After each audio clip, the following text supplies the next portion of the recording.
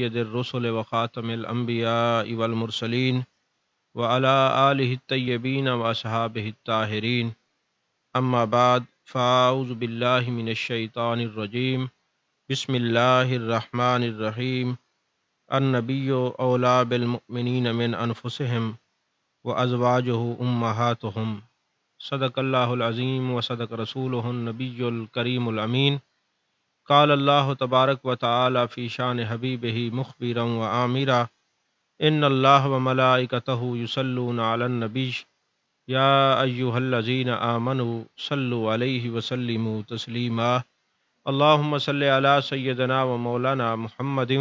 وعلی آل سیدنا و مولانا محمد وبارک وسلم وصلی علیہ الصلاۃ والسلام علیک یا رسول اللہ وعلی آلک و صحابک یا حبیب اللہ۔ تمام تعریفیں اللہ تبارک و تعالیٰ کے لیے ہیں جو خالق کائنات بھی ہے، مالک ششجہات بھی، جو احد بھی ہے، صمد بھی ہے، جس کی شان لم یلد بھی ہے ولم یولد بھی۔ لا تعداد ہدیہ درود و سلام بارگاہ سید الانام، شفیع رحمت، والی امت، شاہ خوباں، جان جانا، شہنشاہ حسینہ، سید سروراں، سیاہ لامکاں، تتمہ دوراں، سرخیل زہرہ جمالاں، رازدان ماوہا، شاہد ما طغا،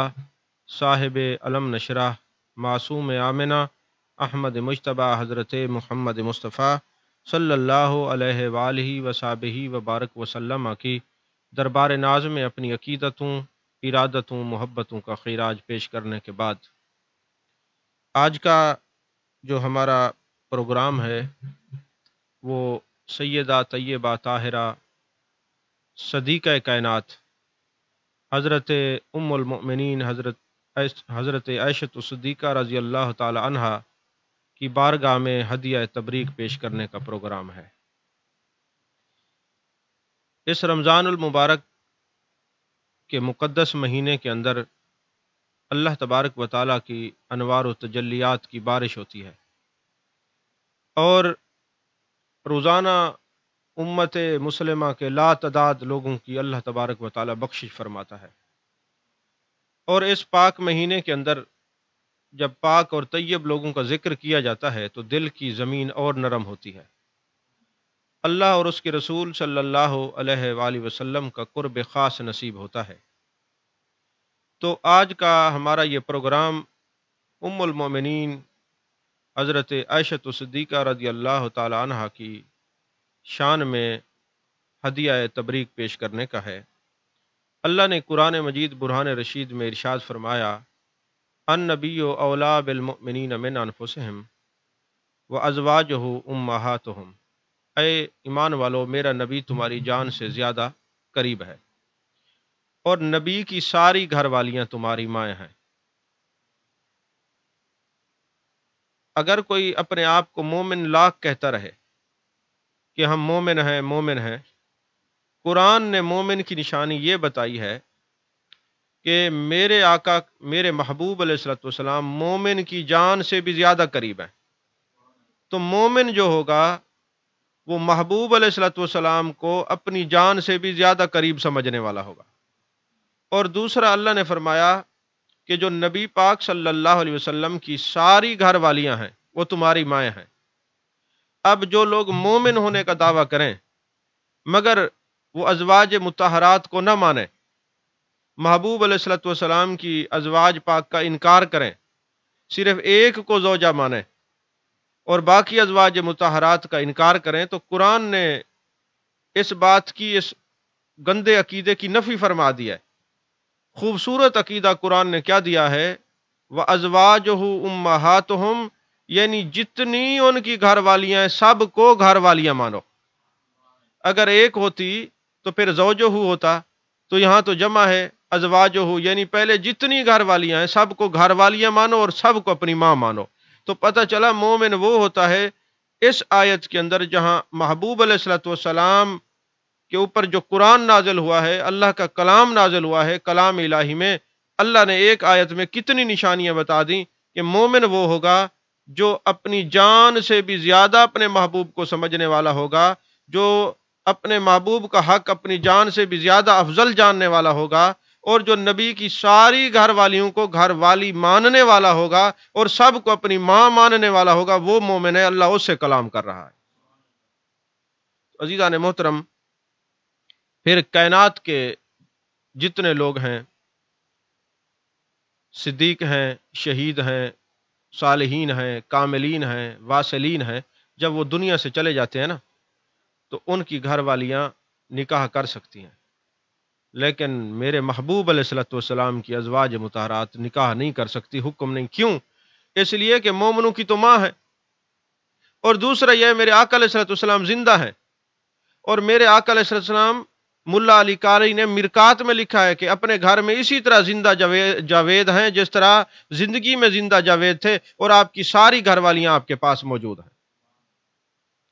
عزیزان محترم، صدیقہ کائنات حضرت عائشہ صدیقہ رضی اللہ تعالی عنہا خلیفہ اول سیدنا صدیق اکبر رضی اللہ تعالیٰ عنہ کی صاحبزادی ہیں، اور آپ کی والدہ کا نام ام رومان ہے، اور آپ کے جو القابات ہیں وہ صدیقہ ہیں، اور میرے آقا علیہ الصلوۃ والسلام پیار سے آپ کو حمیرہ فرمایا کرتے تھے۔ آپ کی ولادت کے بارے میں مختلف روایات ہیں، مگر بیشتر مورخین اس بات پر متفق ہیں کہ آپ اعلان نبوت کے چوتھے سال ماہ شوال میں پیدا ہوئی ہیں، اور حضرت سیدنا صدیق اکبر رضی اللہ تعالیٰ عنہ وہ شخصیت ہیں کہ جن کو انبیاء کے بعد کائنات میں افضل البشر مانا جاتا ہے۔ جب حضرت سیدہ عائشہ صدیقہ رضی اللہ تعالیٰ عنہ کی ولادت ہوئی تو آپ کے والدین تو پہلے اسلام لا چکے تھے، یعنی آپ پیدائشی مسلمان ہیں، اور اس گھرانے میں آپ نے آنکھ کھولی ہے کہ جہاں محبوب علیہ الصلوۃ والسلام کا ذکر تو بات بات پہ ہوتا ہے، جہاں محبوب کی جلوہ گری ہوتی ہے، محبوب علیہ الصلوۃ والسلام مسجد نبی کے دروازوں کے متعلق فرماتے ہیں تمام صحابہ کے جو گھروں کے دروازے مسجد کو لگتے ہیں بند کر دو، مگر صدیق اکبر کا دروازہ کھلا رہے گا رضی اللہ تعالیٰ، اور آج تک وہ دروازہ کھلا ہوا ہے، کیونکہ محبوب علیہ الصلوۃ والسلام نے جو فرما دیا ہے کہ صدیق اکبر رضی اللہ تعالیٰ عنہ کا دروازہ کھلا رہے گا۔ اور پھر سیدنا صدیق اکبر رضی اللہ تعالیٰ عنہ کے گھر کی حالت یہ ہے کہ انسان تو انسان، آپ کے گھر کے جو پتھر تھے نا وہ بھی جانے جانا سے محبت کرنے والے تھے، جانے کائنات سے محبت کرنے والے تھے۔ مولوی زکریا نے فضائل حج کے اندر یہ بات لکھی ہے، دوسری کتب کے اندر بھی ہے، کہ آپ کے گھر میں حضرت صدیق اکبر رضی اللہ تعالیٰ عنہ کے گھر میں دو پتھر تھے، ایک کا نام تھا متکلم، ایک کا نام تھا متقا۔ اب متقا جو ہے وہ تقیے سے ہے، اور متکلم کلام کرنے والا ہے۔ جب بھی جانے جانا محبوب علیہ الصلوۃ والسلام حضرت صدیق اکبر رضی اللہ تعالیٰ عنہ کے گھر تشریف لاتے تو جو متقا پتھر ہے نا جس کو محبوب تکیہ بناتے تھے وہ خود ہی محبوب کے سامنے آ جاتا، محبوب اسے ٹیک لگا کے بیٹھتے، اور جو متکلم ہے وہ محبوب علیہ الصلوۃ والسلام پہ درود و سلام پڑھتا رہتا جتنی دیر محبوب وہاں تشریف فرما ہوتا ہے۔ تو صدیق اکبر رضی اللہ تعالیٰ عنہ کا گھرانہ تو وہ ہے کہ جن کے گھر کے پتھر بھی محبوب علیہ الصلوۃ والسلام کے عشق میں جیتے ہیں، تو اس گھر میں حضرت صدیقہ کائنات کی ولادت ہوتی ہے، تو جن کے جب آپ نے سننا شروع کیا تو صدیق اکبر رضی اللہ تعالیٰ عنہ کے گھرانے میں پیدائش کے بعد محبوب کا ذکر ہی سنا ہے، تو جس کے صدیق اکبر کے گھر کے پتھر محبوب سے اتنا عشق کرتے ہیں تو صدیق اکبر کی اولاد کتنی محبت کرتی ہوگی۔ اور حضرت سیدنا صدیق اکبر رضی اللہ تعالیٰ عنہ وہ ہیں، وہ واحد صحابی ہیں جن کے والدین صحابی، جو خود صحابی، جن کی گھر والی صحابی، جن کی اولاد صحابی، جن کے پورا خاندان شرف صحابیت سے مالا مال ہے، مشرف ہے۔ اس گھر میں حضرت صدیقہ کائنات کی ولادت ہوتی ہے، اور میرے آقا علیہ الصلوۃ والسلام کا جب نکاح نہیں ہوا تھا حضرت عائشہ صدیقہ رضی اللہ تعالیٰ عنہ سے، تو یہ بخاری شریف کے اندر یہ حدیث ہے کہ خواب کے اندر ایک فرشتہ محبوب علیہ الصلوۃ والسلام کو نا ریشم کا ایک کپڑا دیتا ہے۔ محبوب علیہ الصلوۃ والسلام وہ لپٹا ہوا تھا، محبوب علیہ الصلوۃ والسلام نے پوچھا یہ کیا ہے، تو اس نے کہا حضور کھول کے دیکھیں۔ جب کھولا تو اس کپڑے کے اوپر حضرت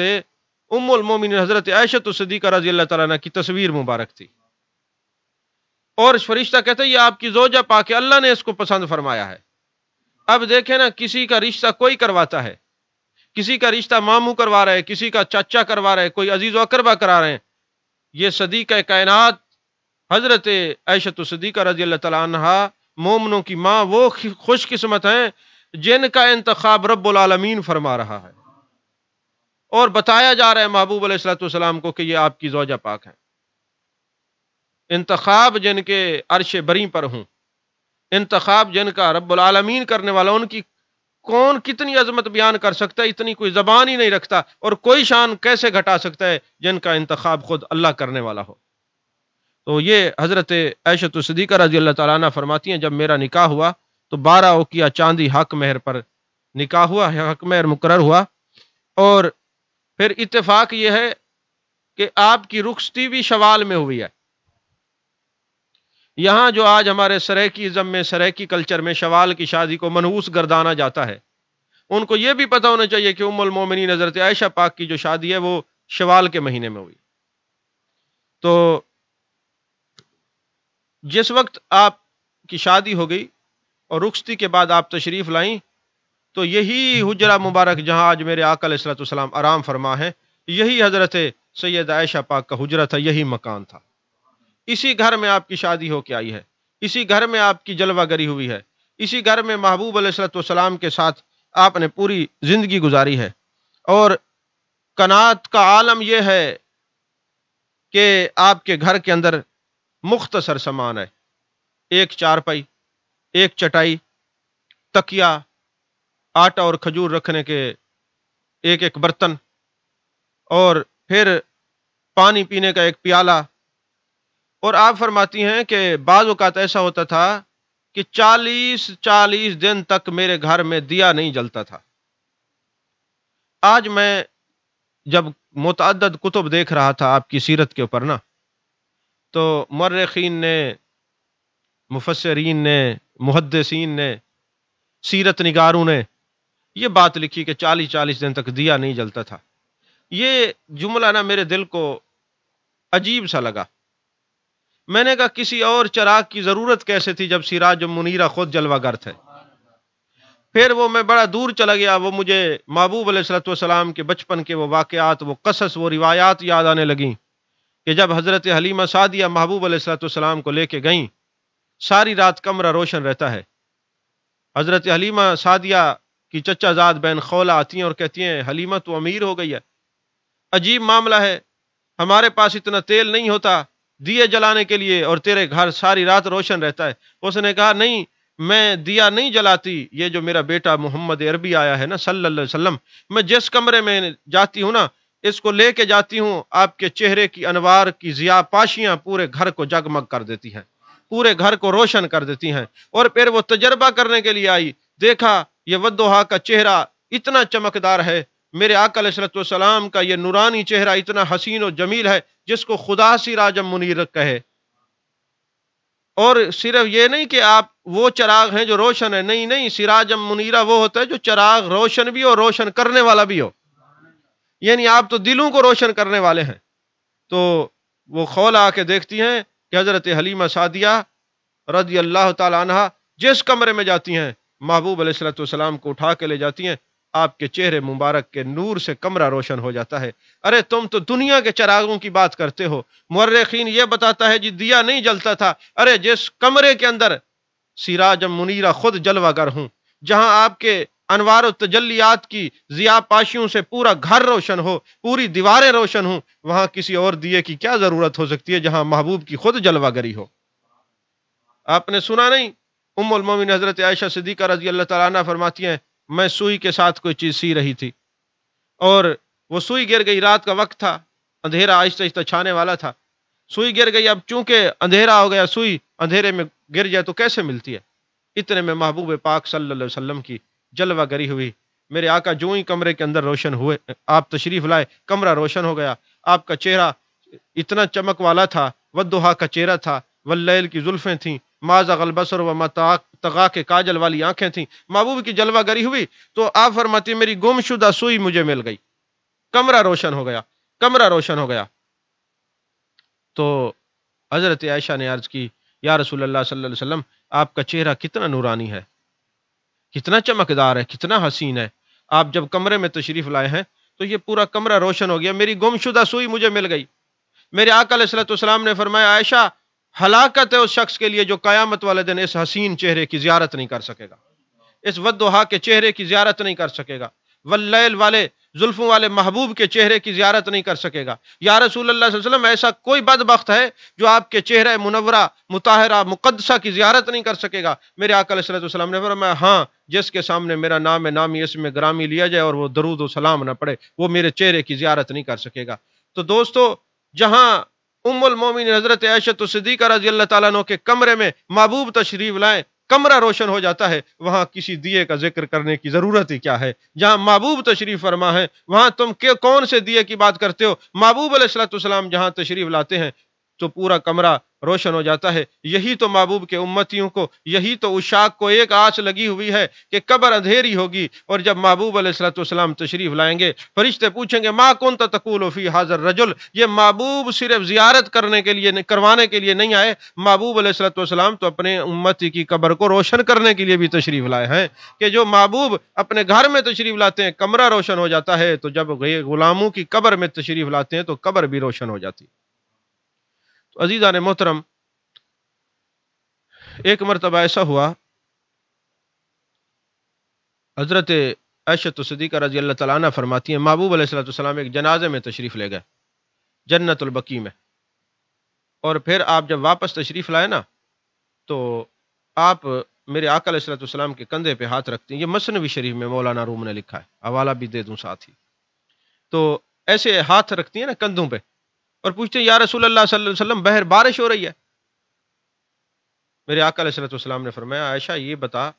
تم نے میرا کوئی مستعمل کپڑا تو نہیں لیا ہوا؟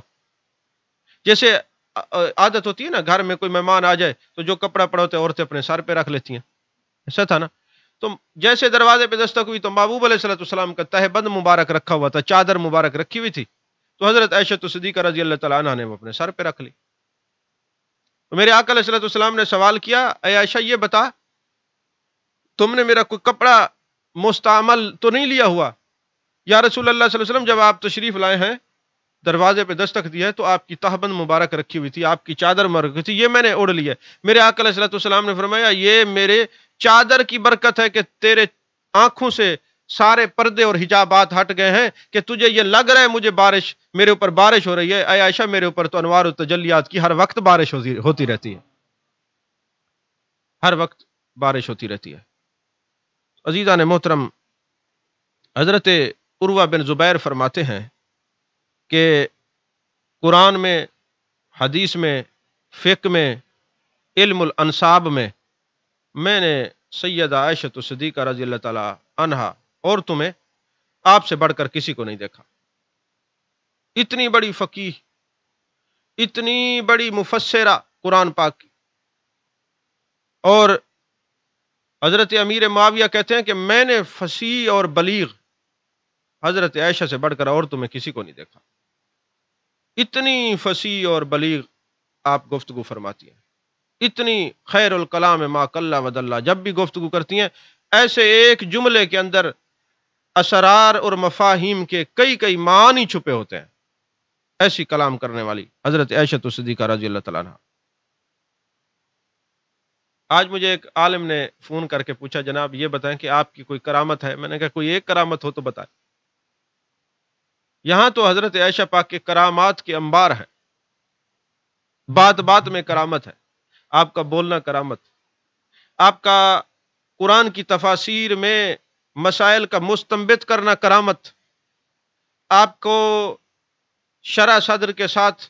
قرآن کے وہ اسرار و رموز سکھانا، یہ ایک کرامت، کئی کرامتیں ہیں آپ کی۔ اس سے بڑھ کر اور کیا کرامت ہو سکتی ہے کہ ایک صحابی آیا، یار عرض کرنے لگا اے ام المومنین قحط سالی ہو گئی ہے، محبوب علیہ الصلوۃ والسلام کے وصال کی بات کہ دارمی شریف کے اندر بھی حدیث ہے، مشکات شریف میں بھی ہے کہ قحط سالی ہے، جانور بھوکے مر رہے ہیں، بارش نہیں ہو رہی، مہربانی کریں۔ اب ام المومنین حضرت عائشہ صدیقہ رضی اللہ تعالی عنہا کے پاس آیا۔ پہلی بات تو یہ ہے کہ وہ صحابی رسول ہیں جن کو جانے جانا کی مجلس اور معیت نصیب ہوئی ہے، وہ مشورہ لینے کے لیے اور پوچھنے کے لیے کہ حالات تنگ ہیں کس کے پاس رہے؟ حضرت عائشہ صدیقہ رضی اللہ تعالیٰ عنہ کے پاس۔ تو جو محبوب کائنات ہیں ان کے در پہ آ رہا ہے سوال پوچھنے کے لیے، تو پتہ چلا جو محبوب کے محبوب ہوں ان کے پاس اگر مسئلہ لے کے چلا جائے تو کوئی غیر شرعی نہیں ہے۔ سمجھ میں آ رہی ہے بات کہ نہیں آ رہی؟ تو وہ آتا ہے، میرے آقا علیہ الصلوۃ والسلام کا صحابی مصلی بچھاتا، یہ جتنے مواحد ہمارے پیچھے لگے ہوئے ہیں یہ وہاں ہوتے تو مشورہ دیتے اور کہتے جناب آپ مصلی بچھائیں اور اللہ سے مانگیں، آپ کو ضرورت کیا ہے در عائشہ پہ جانے کی، ضرورت کیا ہے آپ کو در عائشہ پہ جانے کی؟ اور پھر ام المومنین کے پاس جب آئے اور مسئلہ بیان کیا، آپ نے یہ نہیں فرمایا کہ یہ کام کر، فرمایا سیدھے جاؤ محبوب علیہ الصلوۃ والسلام کی مزار مقدسہ پر، وہ بھی آپ کو مزار پر بھیج رہی ہیں، اور میرے آقا علیہ الصلوۃ والسلام کی مزار پہ چلے جاؤ، محبوب کی بارگاہ میں عرض کرو اور ایک کام کرو، جو آپ کے روضہ مقدسہ کی چھت ہے نا اس کو سوراخ کر دو، یہ جو آسمان ہے وہ ذرا محبوب کے روضہ منورہ کی اور آپ کی قبر انور کی زیارت کرے، ہو جائے گی بارش۔ میں جب اس حدیث کو پڑھتا ہوں نا تو میں سوچتا ہوں کہ ام المومنین حضرت عائشہ صدیقہ رضی اللہ تعالی عنہا نے یہ چھت کا کیوں فرمایا؟ تو میرے دل سے ایک جواب آتا ہے، خود ہی میں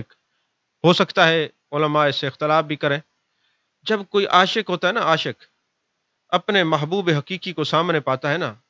تو ذوق محبت میں اس کی آنکھوں سے آنسو جاری ہو جاتا ہے۔ تو زمین بھی تو عاشق ہے میرے محبوب کی، آسمان بھی تو عاشق ہے، آپ پوری کائنات کے لیے رحمت ہیں، تو ہر چیز تو یہی آپ کی رضا چاہتی ہے، جبریل امین یہ چاہتا ہے محبوب راضی ہو جائیں گے تو خدا راضی ہو جائے گا۔ تو جب ایسے معاملات ہیں، ایسی جو ہے نا کیفیات ہیں، تو لگتا ہے ام المومنین نے یہی استدلال کیا ہوگا کہ یہ اس سورج نے عرصہ گزر گیا اوپر تم نے چھت ڈالی ہے، یہ عرش نے محبوب کی قبر کی زیارت نہیں کی ہوگی، اور محبوب نے فرمایا من زارنی بعد وفاتی فکأنما زارنی فی حیاتی، تو لہذا ذرا اس کو دیدار کراؤ، تو جب یہ عرش دیدار کرے گا تو پھر آنسو تو بہائے گا، بارش تو نصیب ہو ہی جائے گی نا۔ تو ایسا ہی ہوا، اب انہوں نے جناب والا جیسے چھت کو سوراخ کیا، اور ترکی کے دور تک آج بھی جائیں گنبد خضرا کے اوپر وہ سوراخ آج بھی ہے، اوپر انہوں نے ایک چادر لگا کے نا اس کو رنگ کیا ہوا ہے، لگتا ہے اب بھی نظر آتے، آپ جو شبیہات ہیں محبوب علیہ الصلوۃ والسلام کے روضہ مبارکہ کی دیکھ سکتے ہیں۔ تو جیسے ہی وہ سوراخ کیا نا تو بارش برسی، اور پھر اتنی بارش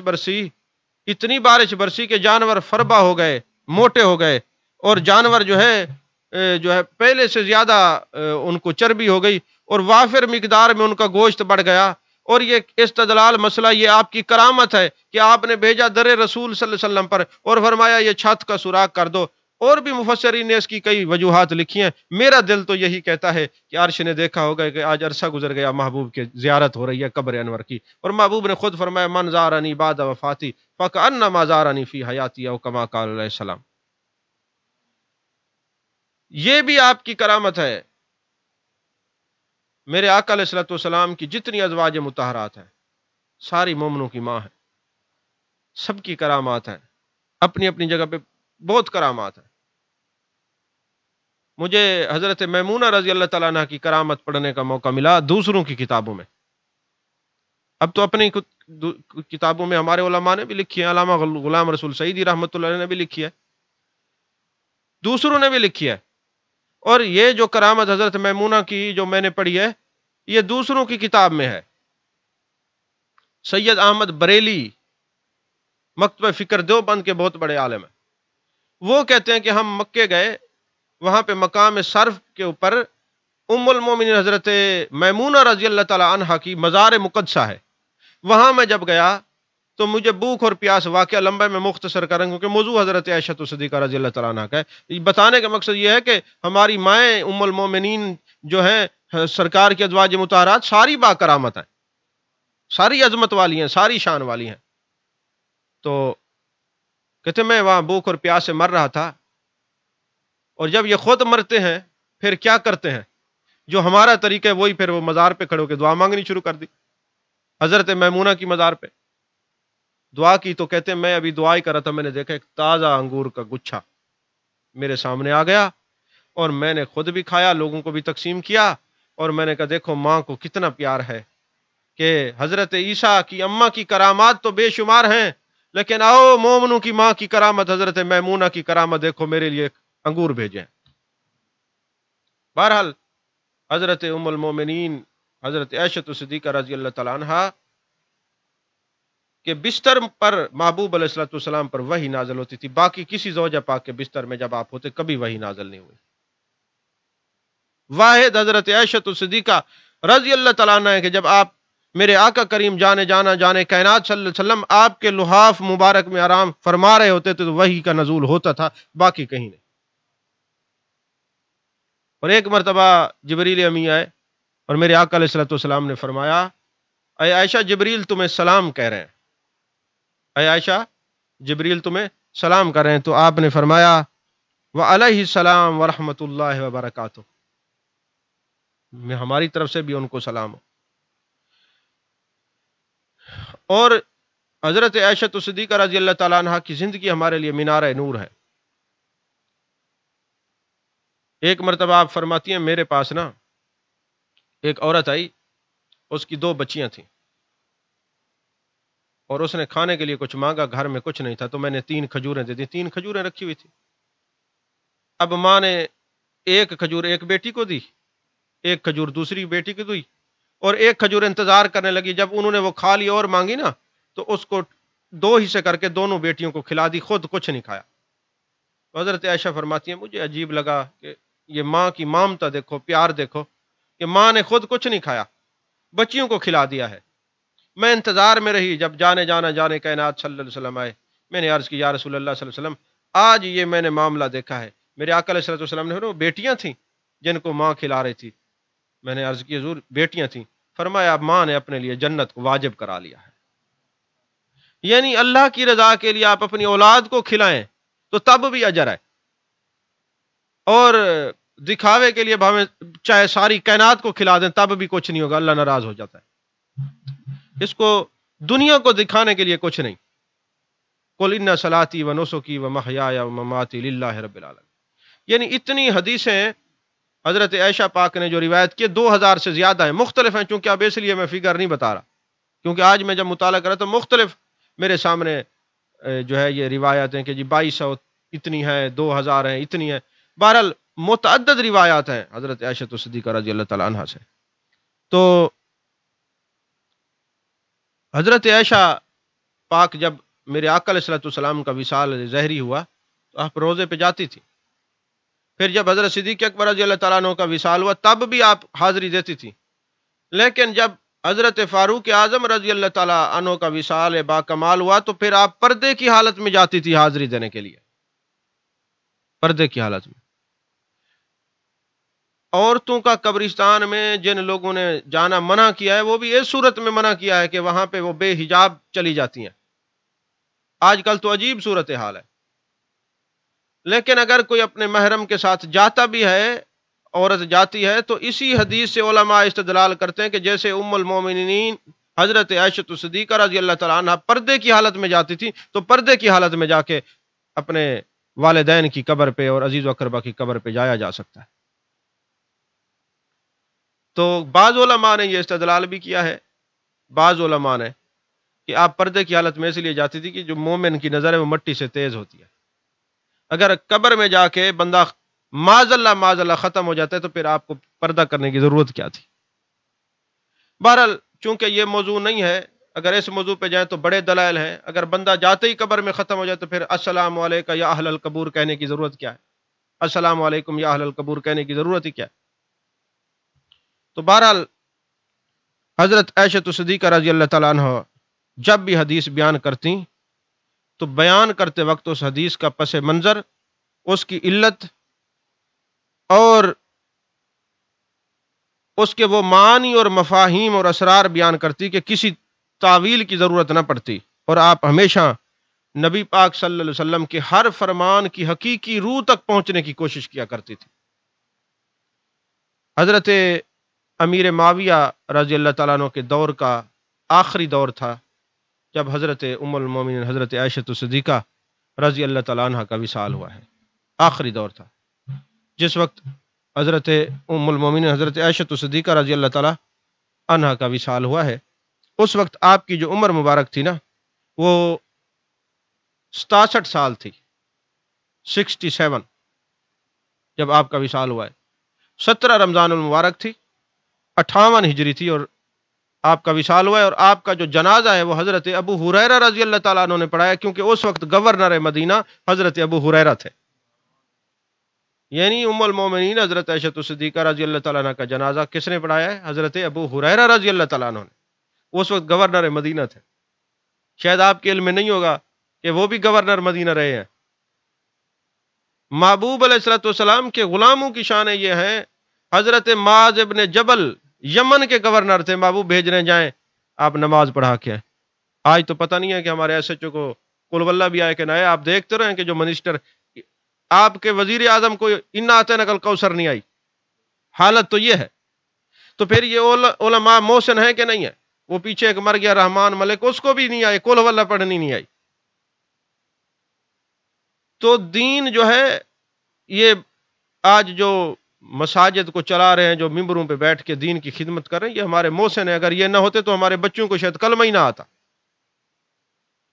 تو حضرت ابو ہریرہ رضی اللہ تعالیٰ عنہ اس وقت گورنر مدینہ تھے، اور آپ کی نماز جنازہ آپ نے پڑھائی ہے، حضرت ابو ہریرہ رضی اللہ تعالیٰ عنہ نے۔ اور حضرت ام المومنین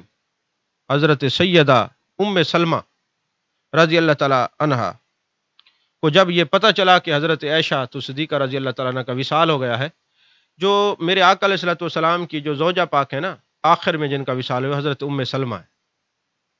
آخر میں جن کا وصال ہوا وہ حضرت ام سلمہ ہے۔ آپ اس کو یوں بھی جانیں کہ جس وقت حضرت جبریل امی حضرت امام حسین پاک کی ولادت پر مٹی لائے تھے، محبوب نے سونگھی اور فرمایا جبریل اس میں بوئے شہادت آتی ہے، تو آپ نے فرمایا، جبریل امی نے عرض کی حضور جب یہ مٹی خون بن جائے تو سمجھ لینا یہ آپ کا شہزادہ شہید ہو گیا ہے۔ تو آپ نے وہ مٹی حضرت ام سلمہ کو دی کہ یہ سنبھال کے رکھیں، اور اس پر محدثین نے کلام کیا ہے کہ جب حضرت امام حسین پاک کی ولادت ہوئی ہے تو اور بھی ازواج مطہرات تھیں نا، حضرت عائشہ کو نہیں دی، حضرت ماریہ قبطیہ کو نہیں دی، حضرت میمونہ کو وہ مٹی نہیں دی، حضرت ام سلمہ کو کیوں دی؟ محدثین فرماتے اس کی وجہ صرف یہ ہے کہ آپ کی نگاہ دیکھ رہی تھی کہ اس وقت زندہ ہی صرف حضرت ام سلمہ ہوں گی، باقی سب کا وصال ہو چکا ہوگا۔ تو جب حضرت ام سلمہ رضی اللہ تعالیٰ عنہ کو آپ کے وصال کی خبر ملی تو آپ نے فرمایا بے شک عائشہ نبی پاک صلی اللہ علیہ وسلم کی پیاری بیوی تھیں، اور آپ کو حضرت عائشہ سے بے پناہ محبت تھی۔ بلا شبہ حضرت عائشہ جنت کے اعلیٰ مقام پر پہنچنے کا حق رکھتی ہیں، حقدار ہیں کہ جنت کے اعلیٰ مقام پر پہنچے۔ یہ حضرت ام سلمہ کے تاریخی الفاظ ہیں۔ اب آخری بات جو ہے نا، میں گفتگو ختم کر رہا ہوں، آخری بات عرض کر کے، آپ میں سے اکثر لوگوں نے یہ بات سنی ہے، میں نے ایک دفعہ پہلے بیان کی ہے، کرتا رہتا ہوں ویسے نجی گفتگو میں بھی، تو میں اپنے علماء کو یہ کہنا چاہتا ہوں، ازواج مطہرات کے بارے میں ضرور کلام کیا کریں۔ حضرت عثمان غنی کے بارے میں ضرور کلام کیا کریں۔ حضرت عثمان غنی کا ذکر اتنا نہیں کیا جاتا جتنا باقی صحابہ کے کرتے ہیں۔ اسی طرح حضرت امام حسن مجتبی کا ضرور ذکر کیا کریں، کیونکہ امام حسین پاک کا ہوتا ہے، کہیں محبوب علیہ الصلوۃ والسلام کے سامنے قیامت والے دن شرمندگی نہ ہو کہ حسین میرا بیٹا تھا تو حسن میرے بیٹے نہیں تھے۔ سیدہ طیبہ طاہرہ عابدہ عالمہ فاضلہ کاملہ رادیہ مردیہ حضرت خاتون جنت سلام اللہ علیہا نے پوچھ لیا کہ اے میرے نبی کی امت کے علماء، تم میرے حسین کا تو ذکر کرتے تھے، میرا حسن بیٹا نہیں تھا۔ تو اہل سنت کا حسن یہی ہے، عقیدہ اہل سنت کا، کہ ہم تو سب کے غلام ہیں، جس کا یوم آئے گا ہم نے سب کا ذکر کرنا ہے، سب کا ذکر کرنا ہے۔ تو میں یہ عرض کر رہا تھا کہ حضرت مجدد پاک رحمت اللہ علیہ فرماتے ایک دن مجھے نبی کریم صلی اللہ علیہ وسلم کی زیارت ہوئی، تو میں نے دیکھا محبوب علیہ الصلوۃ والسلام نے چہرہ انور پھیر لیا۔ جب چہرہ انور پھیر لیا، میں نے پوچھا یا رسول اللہ صلی اللہ علیہ وسلم مجھ سے کوئی خطا ہوئی ہے؟ آپ نے فرمایا میں کھانا حضرت عائشہ کے گھر سے کھاتا ہوں، میں کھانا حضرت عائشہ کے گھر سے کھاتا ہوں۔ میں جب بیدار ہوا، اب من رانی فی المنام فسیرانی فی الیقظہ، او کما قال علیہ السلام، کہ جس نے مجھے دیکھا خواب میں مجھے ہی دیکھا ہے، اور ان قریب جاگتے ہوئے بھی دیکھے گا۔ الشیطان لا یتمثل بھی، شیطان میری مثل بن کے آ ہی نہیں سکتا۔ تو شیطان مثلیت کا دعویٰ نہیں کر سکتا، جو مثلیت کے دعویٰ کرتے ہیں وہ بھی جانچیں اپنے آپ کو کیا ہے۔ تو میں جب بیدار ہوا تو محبوب کی زیارت ہوئی. اب جس نے محبوب علیہ الصلوۃ والسلام کو دیکھا اس نے واقعی محبوب علیہ الصلوۃ والسلام کو دیکھا ہے. تو عجیب معاملہ تھا کہ محبوب علیہ الصلوۃ والسلام نے ایسا کیوں فرمایا کہ میں کھانا حضرت عائشہ کے گھر سے کھاتا ہوں. فوراً مجھے ایک بات یاد آئی کہ میں جب ایصال ثواب کرتا ہوں سب کا نام لیتا تھا، حضرت عائشہ کا نام نہیں لے سکتا تھا، بھول جاتا تھا. اس کے بعد میں نے ہر مجلس میں جب بھی قرآن خوانی ہوتی، قرآن پڑھتا، میں حضرت عائشہ پاک کا نام لیتا، پھر میرے محبوب کی مجھے زیارت ہوتی تو مجھے نظر آتا آپ مجھ سے راضی ہیں. تو میں علماء کو کہتا ہوں کہیں ایسا نہ ہو کہ آپ بڑی اور تقریریں کرتے رہیں اور آپ حضرت عائشہ پاک پر نہ بولیں اور کہیں سرکار فرمائے ہم تمہارا خطاب ہی نہیں سنتے، تم نے حضرت عائشہ کے بارے میں ہدیہ تبریک پیش ہی نہیں کی. اس لیے لازم ہے تمام ازواج مطہرات کا ذکر کرنا چاہیے. اور پھر ایک اور بات بھی میں عرض کر دوں، کوئی بندہ یہ نہ سمجھے، آپ نے دیکھا ہوگا کہ میری کیفیت ممبر پہ اور ہوتی ہے ویسے اور ہوتی ہے. میں اپنے دوستوں سے مذاق بھی کر لیتا ہوں، گپ شپ بھی لگا لیتا ہوں، کرنا بھی چاہیے. یہ بھی تو نہیں اب بندہ ملنے کے لیے آئے تو آگے کہیں جناب فلاں مفتی صاحب، پیر صاحب، ڈاکٹر صاحب ایسے بیٹھے، پتہ نہیں گھر سے مار کھا کے ہیں یا کیا ہے. یہ ہنسی مزاح شریعت کے دائرہ کار میں جس کی کسی کی دل آزاری نہ ہو یہ بھی جائز ہے، ایسا بھی ہونا چاہیے. اس سے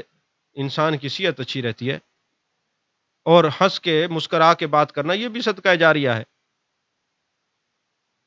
لیکن ممبر کے اوپر بیٹھ کے کبھی آج تک میں نے کوئی لطیفہ نہیں سنایا، کوئی مذاق نہیں کی. اس کی سبب کیا ہے؟ آپ جتنے دوست مجھے سن رہے ہیں، بالخصوص علماء سے میں عرض کرتا ہوں، تفسیر روح البیان کے اندر یہ بات موجود ہے کہ ایک بزرگ تھے حضرت علی حلبی، حلب کے رہنے والے تھے، بہت بڑے ولی تھے، عالم تھے. وہ فرماتے ہیں کہ میں نبی پاک صلی اللہ علیہ وسلم کو حاضر ناظر کا عقیدہ تو رکھتا تھا، لیکن اس طرح نہیں تھا کہ ہر مسئلہ محبوب کے سامنے پیش ہوتا ہے. ایک دن میری بیٹی نے مجھ سے سوال کیا، ایک یہ روایت ہے، ایک دن یہ کسی نے مجھ سے سوال کیا، دونوں باتیں موجود ہیں روح البیان کے اندر. تو بیٹی نے پوچھا ابا جان اگر الٹی آ جائے،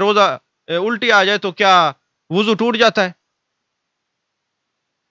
روزے کے مسئلے بتا بتا کے روزے کا لفظ منہ سے نکل رہا ہے، وہ وضو کا مسئلہ تھا، بھائی وضو ٹوٹ جاتا ہے؟ میں نے کہا ہاں ٹوٹ جاتا ہے. اب دوسری جگہ پہ روایت ہے کہ میں تقریر کر رہا تھا، کسی نے سوال پوچھا، تو جب میں رات کو سویا مجھے جانے کائنات صلی اللہ علیہ وسلم کی زیارت ہوئی. میرے آقا نے فرمایا علی حلبی پوچھ تو لیتے، منہ بھر کے کہا یہ تھوڑی آئی ہے. میں نے عرض کیا حضور میں مسئلہ بتا دوں گا لیکن یہ بتائیں آپ کو کیسے خبر ہوئی؟ فرمایا جو ممبر ہے یہ میرا ہے، جب کوئی خطیب ممبر پہ گفتگو کرتا ہے میں ہر ایک کی گفتگو کو سماعت فرماتا ہوں، ہر ایک کی گفتگو کو سماعت فرماتا ہوں. اس لیے بھائی ممبر پہ آ کے تو ہماری عجیب کیفیت ہو جاتی ہے، اور ہمیں ایک یہ بھی تسلی مل جاتی ہے کہ ہم اس کے اندر ملاوٹ نہیں کرتے، محبوب سن رہے ہیں. اور دوسرا یہ بھی ہوتا ہے کہ کبھی اجتماع نہیں دیکھا کہ ایک بندہ بیٹھا ہے یا ہزار بیٹھا ہے، یہ بھی کبھی نہیں کہ جن کو سنانا ہے سبق وہ سن رہے ہیں. اور دوسرا احتیاط بھی کرتے ہیں کہ یہ ممبر یہ محبوب علیہ الصلوۃ والسلام کا ہے، آپ سماعت فرماتے ہیں تو کوئی ایسی بات نہ ہو جس میں کوئی تمسخر یا کوئی تنقید برائے تنقید نہ ہو، تنقید برائے اصلاح ہو تو وہ تو چل جاتی ہے. اللہ تبارک و تعالی ہم سب کو نیک لوگوں کے راستے پہ چلائے، صراط مستقیم پر چلائے. آمین. وآخر دعوانا ان الحمد للہ رب العالمین.